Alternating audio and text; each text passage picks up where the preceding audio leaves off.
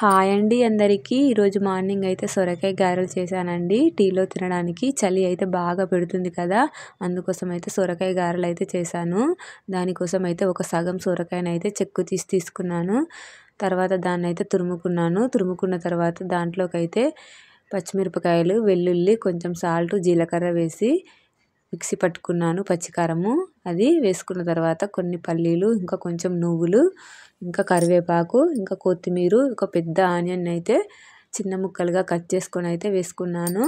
ఇవన్నీ వేసుకున్న తర్వాత ఇప్పుడు ఇందులోకి అయితే కొంచెం కలర్ కోసం అయితే పసుపు అయితే యాడ్ చేసుకున్నాను. పసుపు కూడా యాడ్ చేసుకున్న తర్వాత మళ్ళీ ఇంకా కొంచెం జీలకర్ర అయితే వేసుకున్నాను. తర్వాత ఇంకొంచెం సాల్ట్ వేసుకొని వరిపిండి అయితే వేసుకోవాలి. వరిపిండి అయితే ఎక్కువగా వేసుకోకూడదు.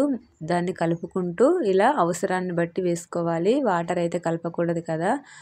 అలా వరిపిండి వేసుకుంటూ ఒక మెత్తని పిండి ముద్దలాగా అయితే కలుపుకోవాలి. మనం గారెలకు ఎలా ప్రిపేర్ చేసుకుంటామో అలా బాగా పలచగా కూడా కలుపుకోకూడదు. అలా అయితే ఆయిల్ పీల్చేస్తుంది కాబట్టి కొంచెం గట్టిగా అయితే ఇలా కలిపేసుకోవాలి. కలిపేసుకున్న తర్వాత దీన్ని అయితే పక్కకు పెట్టుకొని డీప్ ఫ్రైకి సరిపడా అయితే ఆయిల్ పెట్టేసుకోవాలి. తర్వాత ఒక పాలిథిన్ కవర్లో ఆర్ మిల్క్ ప్యాకెట్ కవర్ ఉంటుంది కదండి, అది తీసుకొని కొంచెం ఆయిల్ అప్లై చేసుకుంటూ ఇలా గారెలాగా వేసుకొని మనం డీప్ ఫ్రైకి పెట్టుకున్న ఆయిల్లో అయితే దీన్ని అయితే వేసేసుకోవడమే.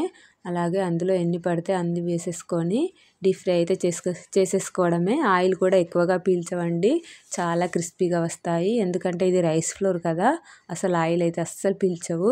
చాలా బాగుంటాయి టీలో తినడానికి. మీకు కూడా నచ్చితే లైక్ చేయండి, అలాగే ఛానల్ని అయితే సబ్స్క్రైబ్ చేసుకోండి.